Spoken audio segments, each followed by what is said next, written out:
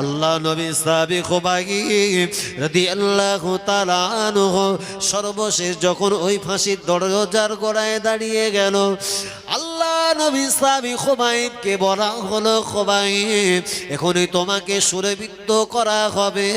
তোমার জীবনের আখেরি যদি কোনো দাবি থাকে, জীবনে যদি শেষ কোনো দাবি থাকে, তোমার দাবিটা মেনে নেওয়া হবে। একটা বার জবান দিয়ে বলো, জীবনের আখেরি দাবি কি? একটা বার বলো। আল্লাহ নবী সাহাবা হযরতে খুবাইব রাদিয়াল্লাহু আনহু পরিষ্কার ওই দিন বলেছিলেন, ও মক্কার নেতারা, আমি খুবাইব জানিয়ে দিলাম আমার জীবনের আখেরি দাবি, আমাকে এক লোটা পানি দেওয়া হোক। ওই লোটাতে পানি দিয়ে সুন্দর করে আমি ওযু করব। আল্লাহ নবী সাহাবী খুবাইবকে এক লোটা পানি দেওয়া হলো। ওই পানি দিয়ে সুন্দর করে বাবা তিনি ওযু করলেন, 2 রাকাত নামাজের নিয়াত করলেন। নামাজের ভিতরে তিনি এত মজা পাচ্ছিলেন, নবী সাহাবী খুবাইব উনি মনে মনে করছিলেন, এই নামাজটা আমার জীবনের আখেরি নামাজ। আহারে, আর কিছুক্ষণ পরে আমাকে সুরে চড়ানো হবে। জীবনের আখেরি নামাজ, আর কোনদিন নামাজ আমি পড়তে পারবো না। আল্লাহ নবী সাহাবী খুবাইব রাদিয়াল্লাহু তাআলা আনহু সুন্দর করে ওযু করে নামাজ যখন আদায় করলেন, আদায় করে যখন ডাইনে সালাম ফেরালেন, বামে সালাম ফেরালেন, আল্লাহ নবী সাহাবী খুবাইব রাদিয়াল্লাহু আনহুকে এবার নামাজ অন্তে শুলের উপরে চড়ানোর আগে ওই দিনে মক্কার নেতারা অফার দিয়েছিল, এ বাবা সাহাবী খুবাইব, ওগো মুহাম্মাদের সাগরীর শুনে রাখো, এখনো তুমি যদি জবান দিয়ে একটা কথা বলো, শুধু জবান দিয়ে বলবে, এই কষ্টটা যদি তোমাকে না দিয়ে তোমার নবীকে দেওয়া হতো, তাহলে তুমি খুশি হতে, তুমি রাজি হতে। শুধু এতটুকু কথা বললে তোমাকে জানে বাঁচিয়ে দেওয়া হবে। আল্লাহ নবী সাহাবী খুবাইব রাদিয়াল্লাহু আনহু মৃত্যু দরওয়াজার গোড়ায় দাঁড়িয়ে বলেছিল, এ মক্কার নেতারা, ওগো মক্কার নেতারা শুনে রাখো, এই সুরে বিদ্ধ হওয়া, আমার নবী সুরে বিদ্ধ হওয়া দূরের কথা, আমি খুবাইব বলে দিলাম, আমার নবীর পায়ের তলদেশে যদি একটা কাঁটা ফোটে, আমি খুবাইব আল্লাহ নবী বিশ্ব নবীর পায়ের তলদেশের একটা কাঁটা ফোটা আমি খুবাইব এটা মেনে নিতে পারবো না। জোরে বলে, জোরে হবে না? প্রিয় নবীর প্রতি এতটা মহাব্বত ভালোবাসা দিয়ে জীবন কোরবান করতে পারে, কিন্তু নবীর বিশ্ব নবীকে কোনো ক্ষতি হোক, নবীর বেইজ্জতি হোক, নবীর অসম্মান হোক, হযরত খুবাইব রাদিয়াল্লাহু আনহু একেবারেই মৃত্যুর দরজার গোড়ায় দাঁড়িয়ে বেদিনদের সঙ্গে, ইসলামের সঙ্গে সমঝোতা করতে নারাজ। আহা, আজকে আমার সমাজে যে সমস্ত ভাইয়েরা আজকের এ মাহফিলে আমি বসেছি, আমার জীবদ্দশায় আমার নবীর রীতিমতো আমার দ্বারা বেইজ্জতি হয়েছে।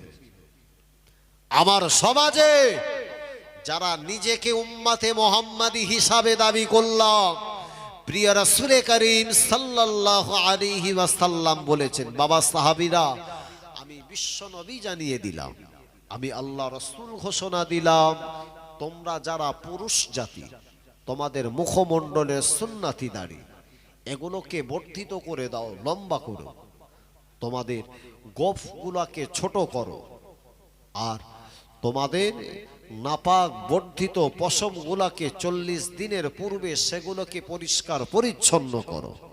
প্রিয় ভাইয়েরা, নবী যেগুলোকে কাটতে বলেছে, নবী যেগুলোকে কাটতে বলেছে, গোপ, বগল, লজ্জা স্থানের বর্ধিত অতিরিক্ত পশম, ওগুলোকে 40 দিনের পূর্বে ওগুলোকে পরিষ্কার করতে বলেছে।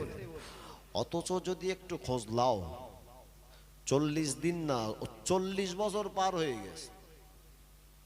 নবী যেটা কাটতি বলেছে অতি খোপা বাঁধার কন্ডিশন, হ্যাঁ, আর নবী যেটা রাখতি বলেছে ওগুলো মোটামুটি বেরুতি দেয় না, সপ্তাহে 2 বার করে ঝেড়ে আসতেছে, বলতেছে কামান মার, একটু ফোম দে, রক্ত দে, পুঁজ দে, যা আছে সব মার, একটু মুখটা যেন চকচক চকচক পানা করে। এই আমার একটা পুরুষ হওয়ার জন্য পরিচিতি অর্জন করে আবার মুখের সুন্নতি দাড়ি।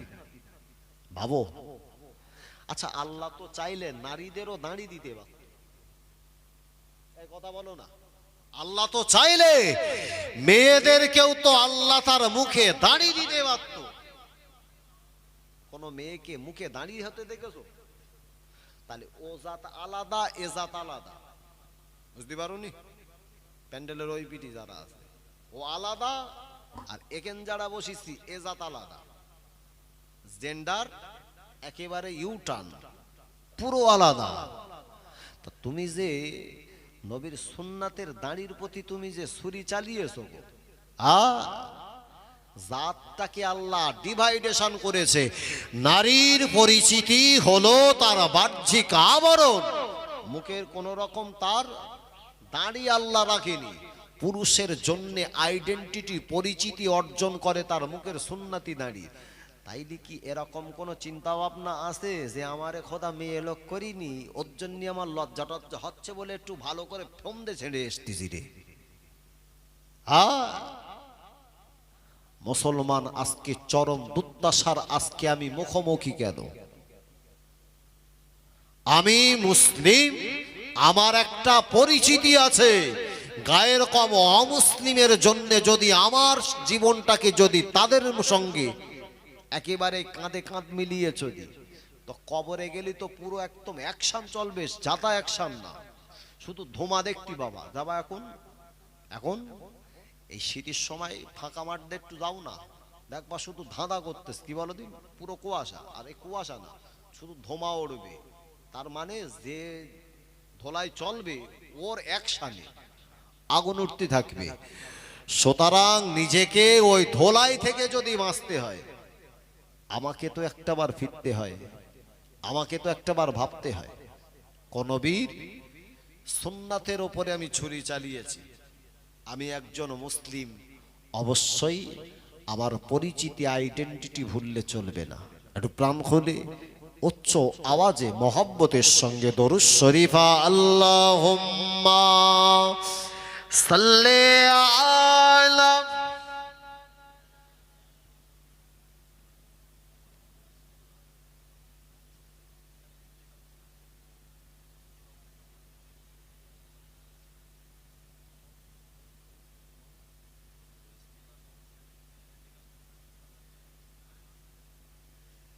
খুব মহব্বতে আল্লাহুম্মা সাল্লি আলা সাইয়্যিদিনা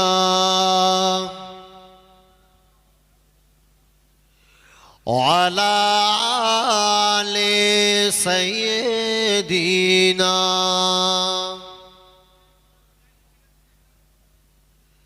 আমি যে তোমার বান্দা প্রভু, তুমি যে আমার মালিক খোদা। জোরে বলুন না সুবহানাল্লাহ। আর জোরে হয় না? নারে তাকবীর, নারে তাকবীর। সিলসিলায়ে হক ফুরফুরা শরীফ, সিলসিলায়ে হক ফুরফুরা শরীফ, নারে তাকবীর। আমি যে তোমার বান্দা প্রভু, তুমি যে আমার মালিক খোদা। তাই তোর হৃদয় চাই পরিণয়, তাই তোর হৃদয় চাই পরিণয়, তোমারই সাথে মন বাঁধা।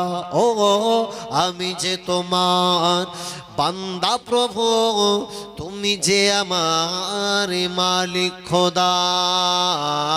আল্লাহুম্মা সাল্লি আলা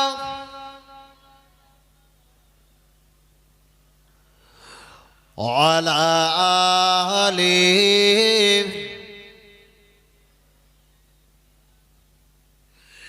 ডাকলে তোমার দাও সাড়া দাও, কাঁদলে তুমি দুঃখ ভোলাও।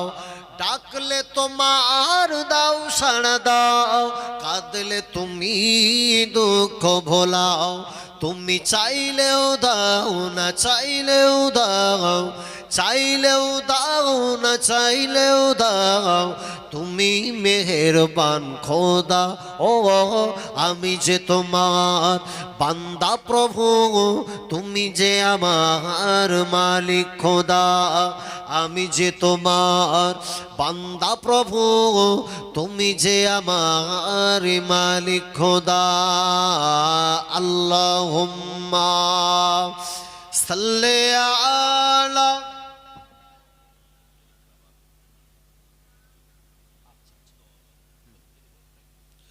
ওয়ালা আলিহি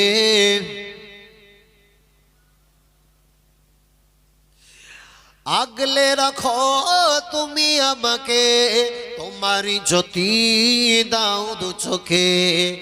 আগলে রাখো তুমি আমাকে, তোমারই জ্যোতি দাও দু চোখে।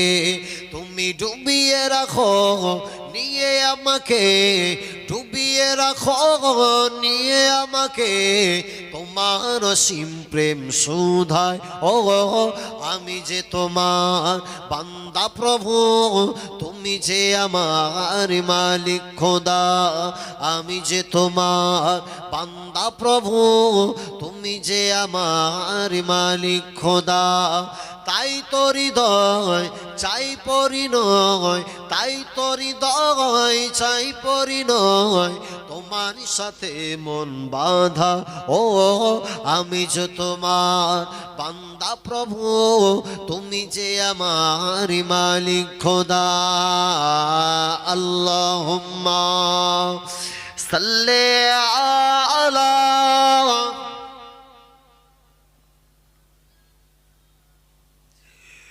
ওয়ালা আলিহি সাইয়্যিদিনা। আবার ভাইরা, জওয়ানেরা, যুবকেরা, মুরব্বিয়ানেরা, পর্দানাশীনা মা ও বোনেরা, আমি একেবারেই সংক্ষিপ্ত সার সর্বোপরি আমি আপনাকে বলি, পৃথিবীর বুকে আপনি যখন দুনিয়ার জিন্দেগিতে একজন উম্মাতে মোহাম্মদী হয়েছে, আল্লাহ আপনাকে খুশনসিব করেছে।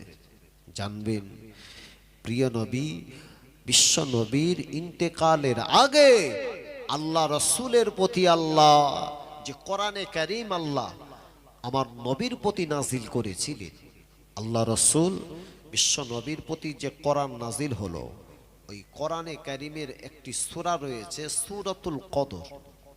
সূরাতুল কদর, ওই সূরাতুল কদর নাজিল হওয়ার পূর্বে আল্লাহ রসুলকে বিশ্বনবী সাহাবীরা জিজ্ঞেস করেছিলেন, ইয়া রাসূলুল্লাহ, ইয়া হাবিবাল্লাহ, পৃথিবীর জমিনের অন্যান্য উম্মত থেকে আমাদের মর্যাদা কতটা আলাদা? হ্যাঁ, যে একটা সম্মানিত জায়গা আমরা পেয়েছি, তাজ্জব হয়ে যাবে। আগামীতে মাহে রমজান আমাদের কাছে আসছে। ওই মাহে রমজানে অন্যান্য নবী আলাইহিমুস সালাম এবং তার উম্মতদের জন্য আল্লাহ মাহে রমজানের রোজা ফরজ করেন। আল্লাহ আমাকে আপনাকে ভালোবাসেন বলে মাহে রমজানের রোজা আমাদের দিয়েছেন। অনেকে মনে টনে করে, বেশ 11টা মাস তো বেশ ভালো ঠিকঠাক চলছিল, কেন খামাখা এটা দিলে? আরে পাগল, আল্লাহ আমাকে ভালোবাসে, আপনাকে ভালোবাসে বিধায় আল্লাহ মাহে রমজানের রোজা আমাদের জন্য